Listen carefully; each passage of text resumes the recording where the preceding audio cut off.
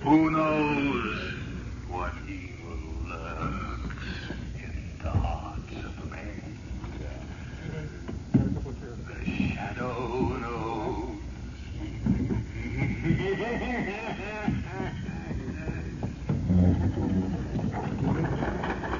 Blue Coal presents The Shadow, the man of mystery who strikes terror into the hearts of shopsters, lawbreakers, and criminals.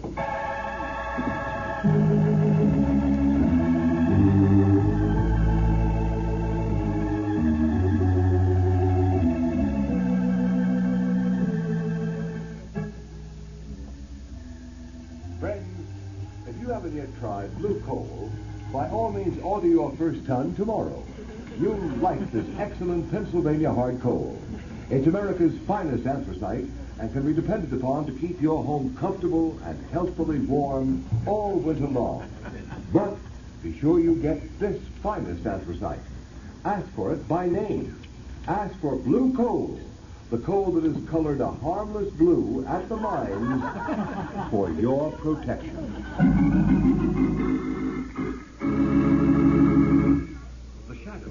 Is in reality Lamont Cranston, wealthy young man about town.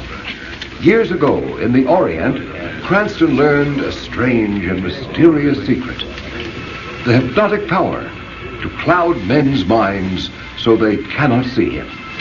Cranston's friend and companion, the lovely Margot Lane, is the only person who knows to whom the voice of the invisible shadow belongs. Tonight's episode, Murder by the Dead.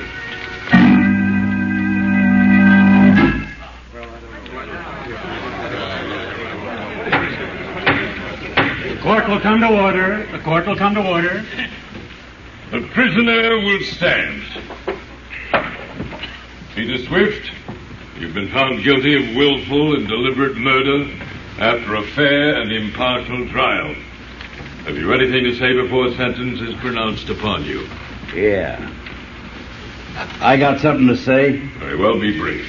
Oh, I'll be brief, all right. You think you're gonna kill me, but you ain't. I'll get you, yes, you up on the bench there, and I'll get that district attorney, too. And just for good luck, I'll get the foreman of that crooked jury that railroaded me. Do you understand? Perfectly. Your threats against the district attorney and the foreman of the jury will, I am sure, go as unnoticed as your threat against myself. Peter Swift, I hereby sentence you to be taken from here to the place from whence you came, and that there you be executed in the manner provided by the law. And may God have mercy on your soul. You will hang me, will you, you old fool? I'll get you, all three. And if I can't get you living, I'll get you dead. Take him away.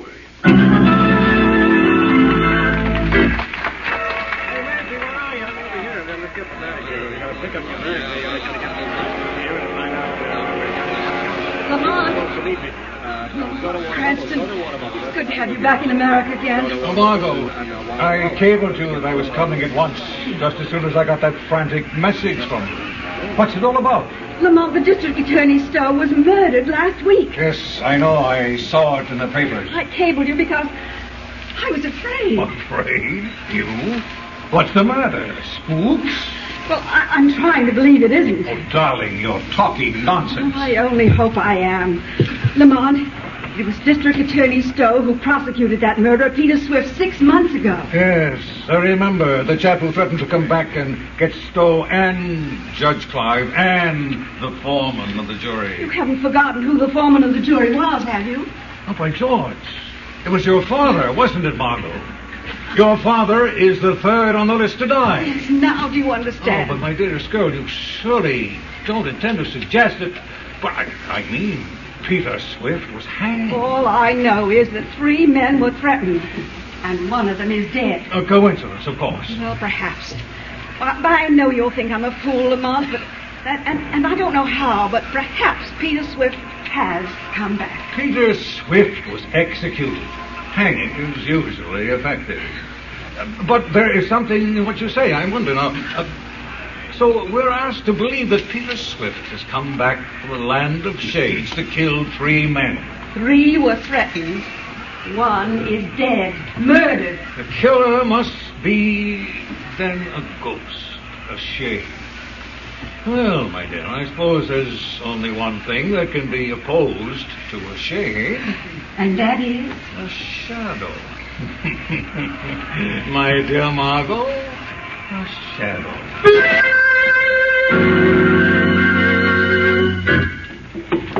Will there be anything else, Judge Clive? No, that's all, Taylor. You might as well go to bed. I've got some work to do here in the library.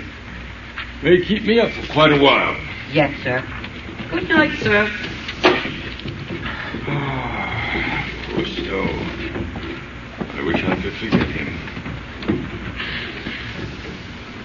What's that? What's that? Who opened that window?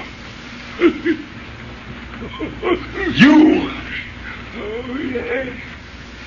You see me, Judge? Peter Swift?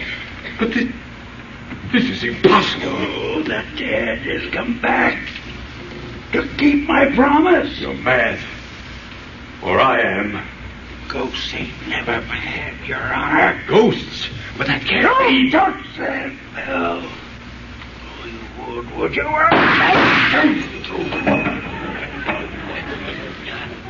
That's 2 of them.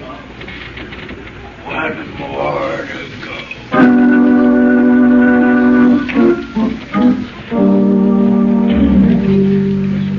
Cardona, you got that Clive housekeeper outside? Yes, Commissioner. Well, shoot her in. I'll get to the bottom of Judge Clive's murder if it's the last thing I ever do. Come in, Taylor. Commissioner Wilson wants to talk to you. Oh, yes, sir. Mrs. Taylor, Yes, sir. I want to check your story. You told Sergeant Riley you left Judge Clive in his library about 11 o'clock? Yes, that's right, sir. Then what did you do? I locked the front door, and then I started to go up to bed. Go on. As I was passing the library door, I heard voices inside, so I listened. You see, I had let no one in, as I was surprised. Don't apologize. What did you hear? I heard a hushed voice, and then there were 2 shots, and the bell jangled. You tried the door. It was locked. So you ran around outside the house to the window, which you found open, right? That's right, sir. What kind of a voice was it you heard? Well, it was a kind of a hoarse, whispering voice. I couldn't make out what it said. I see. All right, Mrs. Taylor, that'll be all for the present. Oh, yes, sir. Commissioner Weston. Yeah. You think the Cardona. shadow murdered Judge Clive? I don't know. Commissioner Weston speaking. You. So, you recognize my voice, Commissioner? I'm flattered. I wish I could get my hands on you. Get your hands on a shadow. Come, Commissioner. What do you want? As usual, just to be helpful. I can do without your help. I wonder. However, I've got a little suggestion for you. Have you ever thought of exhuming the body of Peter Swift? Peter Swift has been dead for 6 months. What do you want me to do? Get you a lock of his hair? Trace this conker. Don't bother. I'm walking from a booth at Union Station, and I'll be gone before you can get anyone here. No, Commissioner, I don't want a lock of Peter Swift's hair. Even if I did, I suspect you couldn't get it for me. I imagine he's still wearing it. Yeah, maybe. In his car. I wonder. District Attorney Stowe and Judge Clive have been murdered. There's only Mr. Lane left. I don't believe in ghosts. No, but you believe in shadow, don't you? Hello. He's hung up. What was that all about? Cardona, get an order for the exhumation of Peter Swift's body.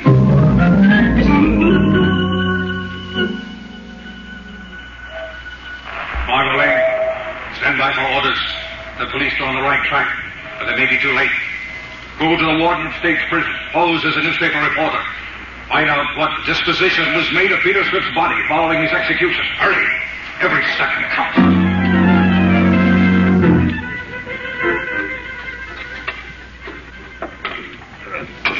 Sure planted him deep, didn't they, Commissioner? I don't want any cracks on it, Colonel. Haven't they gotten down to that coffin yet? How you coming, boys? Just hit the coffin, sir. We'll have it out soon now. Well, snap into it and get the ropes on. I don't care much about this job, Colonel. The digging of murderers in the middle of the night isn't my style. I'll have to take charge, sir. I know, Mike. But this is more or less of a personal matter between myself and that fiend who calls himself the Shadow. Get on those ropes. All right, boys. Pull those ropes. All right, hold that rope short. We don't want it slipping back on us. Now pull. Here she comes, sir. All right. Get busy with those screwdrivers and get the lid off. It's just nailed on, Commissioner. Then pry it off. That does it. She's open, Commissioner. Well, let me look. Now we'll know. What's this? Looks to me like bricks. The coffin's filled with bricks. But where's the body? Where's Peter Swift? Ask the Shadow. Shadow, no.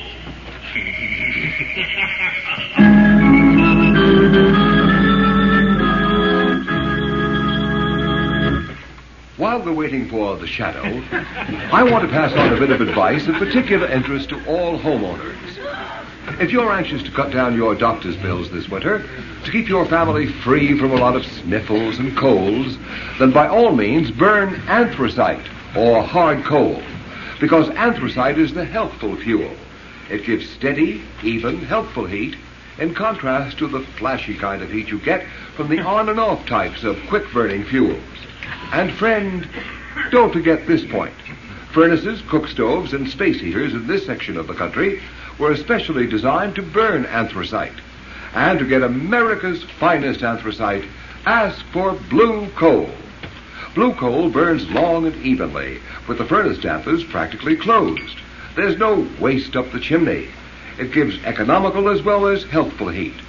Blue coal is mined by the Glen Alden Coal Company, the world's largest producers of Pennsylvania anthracite. It is laboratory tested at the mines for purity and for uniformity of size. If you have never tried blue coal, place a trial order tomorrow. You'll find the name of your nearest blue coal dealer listed in the Where to Buy It section of your classified telephone directory under the name Blue Coal.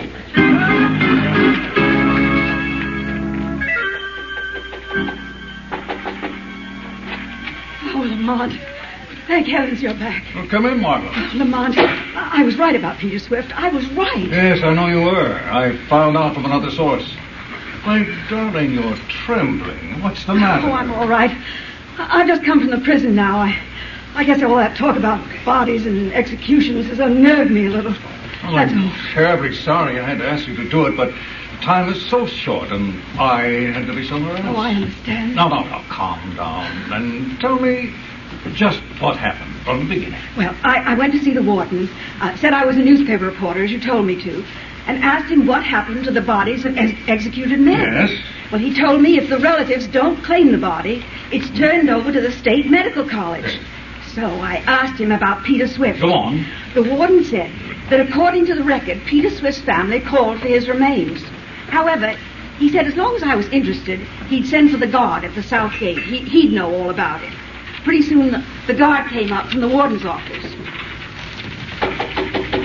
Come in. You want to see me, Warden? Come in, Sloan.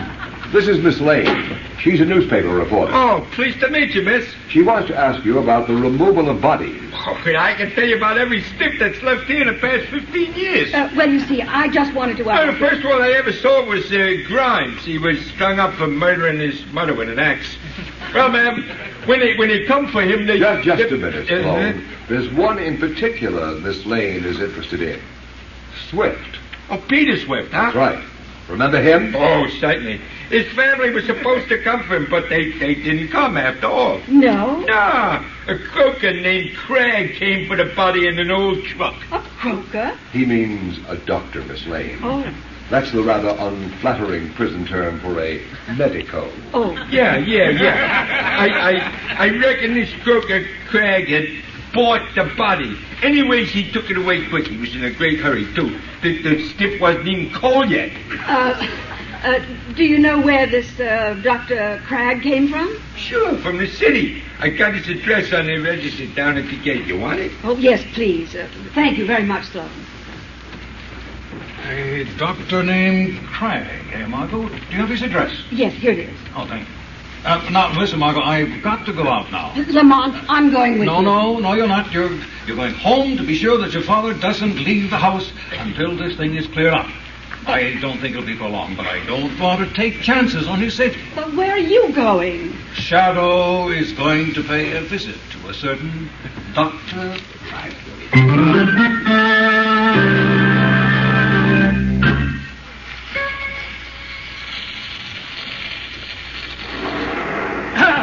The solvent! At last! I've got it! Dr. Cragg? Huh? Who was that? Who spoke? Does it matter?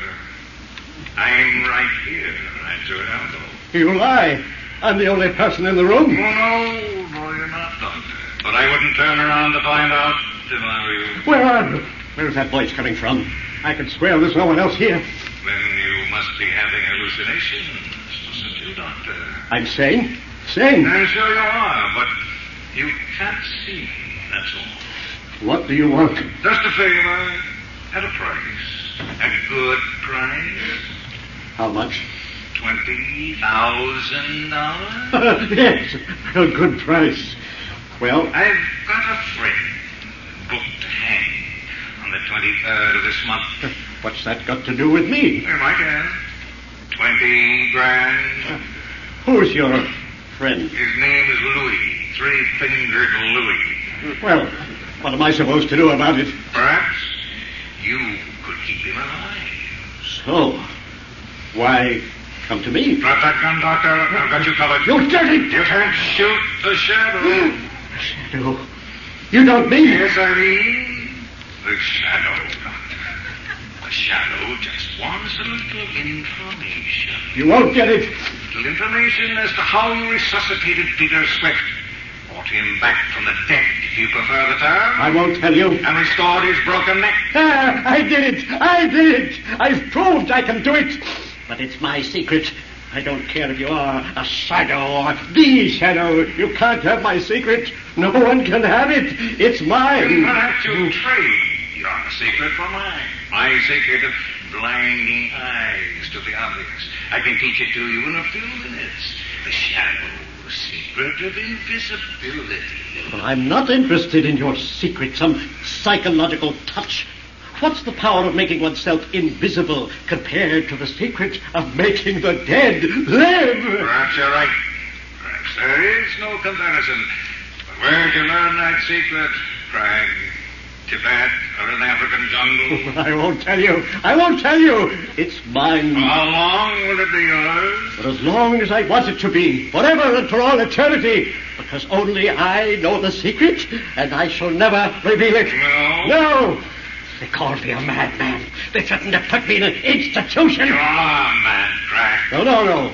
I am a genius. Well, lucky you benefited by an exceedingly rare coincidence. No. A coincidence might happen one time in a billion, one time in a trillion. It was no coincidence, I tell you. It was my genius. And I shall hold my secret. I shall continue to make the dead live. You're making Peter Swift live has caused two other men to die.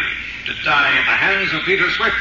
And what interest is that to me? I am not interested in that. Not interested in the fact that the third man may die tonight. A man named Ross Lane. What do I care about Ross Lane alive or dead? It is nothing to me. Will you bring Ross Lane back to life? Oh, I could. I can bring anyone back from the dead. I tell you, I have found the secret of life over death. I can prove it again and again. I can prove it on myself. I can die and bring myself back to life. You are mad, Drag. Oh, am I? Am I Don't mad? move, Drag. Yeah, I'm only putting my gun on the table. Very well, then. I'm not afraid of you, even though I can't see you, you see? Yes, Drag. And I will prove to you what I've just said. I am not mad. I am a genius. I have found the secret. Stop that. What was that? Why did you put that fountain pen in your mouth? Oh, so that's it. Potassium cyanide in that pen, huh? And you think you'll bring yourself back to life, huh? Oh, Craig, you were a fool. You were a madman. So now, just a shadow against a ghost. Ghost of Peter Swift. But never the ghost of Dr. Craig.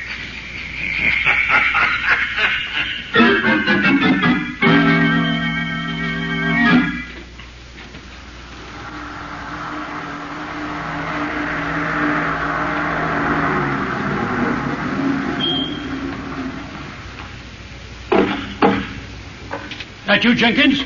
Good. I'll be right out. But Mr. Lane, sir, Miss Margot left strict instructions that she were not to go out of the house. Oh, she did. Well, when she comes back, you tell her I went out. I'm not going to be ordered around by my own daughter as if I were a child of 3. Ridiculous. I can take care of myself. Open the car, Jenkins. But Mr. Lane, the danger my eye. I'm going straight to my own club. It's my own car with my own chauffeur. The club, Jenkins. Yes, sir.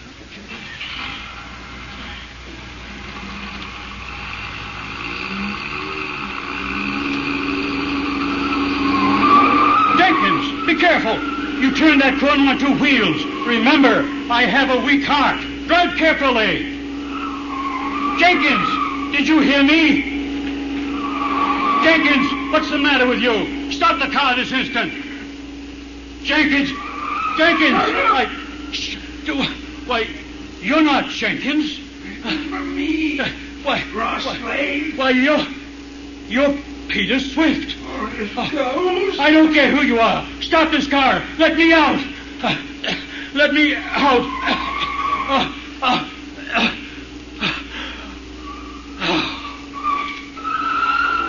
Fool. Went and croaked by himself. Scared to death. Well, save me the trouble. I wouldn't be too sure of that, Peter Swift. What's that? Ross Lane is unharmed. He's only thinking. He has a weak heart. Who's that? Where are you? Don't tell me you didn't know you had a shadow as a passenger, too, Peter. The shadow? Yes, the shadow. What are you going to do? I think you'd better stop the car, Peter, and then I'll see that the proper authorities get you again. And this time there will be no Dr. Craig. Yeah. Well, this time they don't get me. No? Shadow or no shadow, I'm driving this car, and you don't dare touch me if you do. And when they get you, Peter, they'll take you up on that little platform and blindfold you. And then they'll put a noose around your neck. It'll be hard for them to find you. Your driving is positively reckless, Peter. I think the emergency brake is indicated.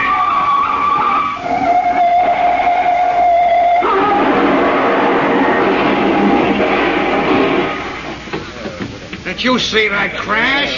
That drunken driver. That car's a total wreck. We have got 3 head-ons. There's 2 men in there. Please let me in. I'm a doctor.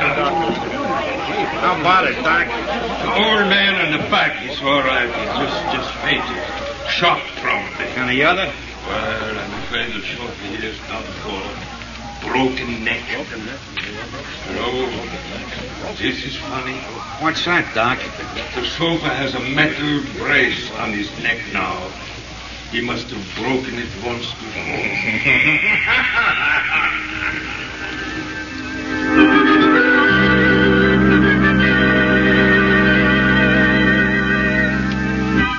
Well, there he is. Peter Swift.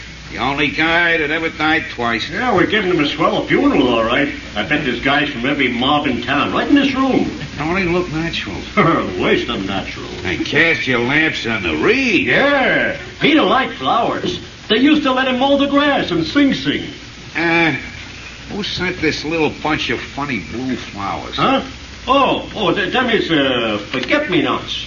Well, ain't there no card? I guess there is at that. My gosh. Look here. Huh? What does it say? The shadow.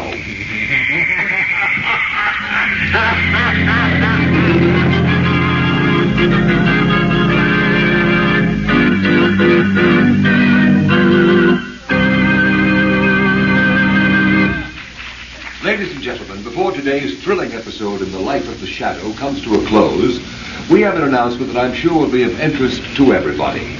Beginning today, Mr. John Barclay, our blue coal heating expert, will give a series of practical talks on the subject of automatic heating. Ladies and gentlemen, Mr. Barclay. Good evening, friends. Today, more than ever before, we realize the need for absolutely uniform heat in order to enjoy really healthful living conditions. However, many people are under the impression that it is necessary to spend huge sums of money and install elaborate equipment in order to have this uniform heat. In other years, that was true.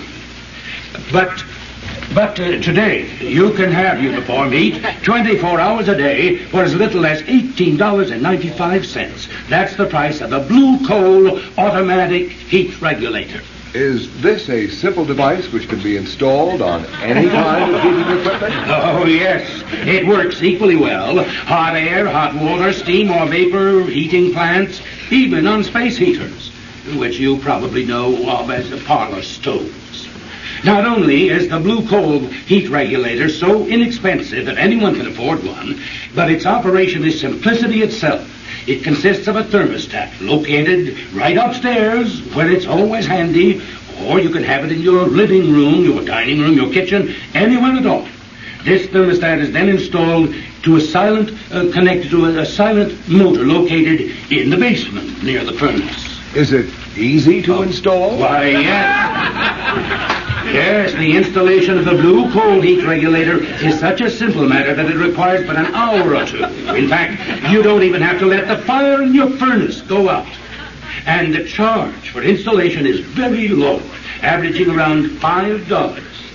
Why not drop in to see your nearest blue coal dealer and let him tell you more about this remarkable new heat regulator? You'll find he's the outstanding heating authority in your community. And take advantage of his John Barclay trained serviceman, who is qualified to give you expert counsel on any heating problem at no charge whatever. I thank you.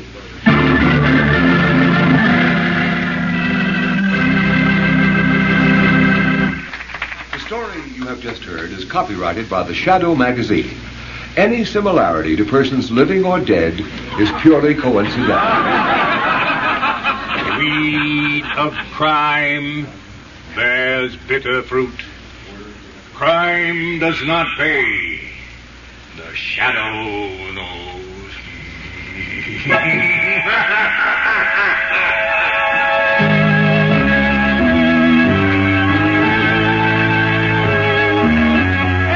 Extra, hear all about the shadow. Next week, same station, same time, the shadow returns. His latest adventure, same time, same station.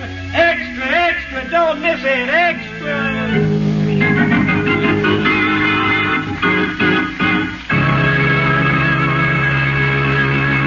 Our cast tonight has included Dwight Weist, Margot Stevenson, Parley Bear, Jackson Beck, Arnold Moss, Sidney Sloan, Trudy Warner, Arthur Anderson, Dick Osgood, John Nanovic, organist Rosa Rio, and Terry and Ken Ross on sound effects.